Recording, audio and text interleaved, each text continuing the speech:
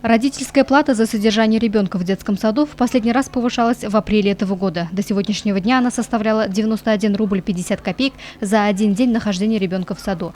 Согласно решению Совета городского округа город Сибай, с 1 июня размер родительской платы обходится в 120 рублей за день. Это обусловлено тем, что последнее повышение размера платы не смогло покрыть соответствующие расходы. В целом по республике один день нахождения ребенка в детском дошкольном учреждении обходится в 480 рублей. Львиную долю этой суммы, 242 рубля 72 копейки, затрачиваются на продукты питания, 193 рубля 38 копеек, коммунальные расходы, 43 рубля 90 копеек, прочее. Родители оплачивают лишь 25% от этой суммы. По словам специалистов, удорожание продуктов питания, коммунальных услуг и привело к повышению размера родительской платы. Меню составляет, завтра мы составим на 3 июня, один день составляет дошкольные 113 рублей 24 копейки, ясельные группы 100 рублей 26 копеек. Что у нас входит в меню?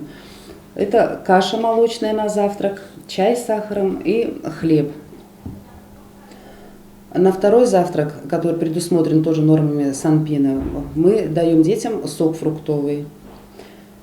Обед составляет у нас суп с крупой картофельной, котлеты из говядины, капуста тушеная и напиток из плодов шиповника. То есть витаминизируем тоже детей, оздоравливаем их.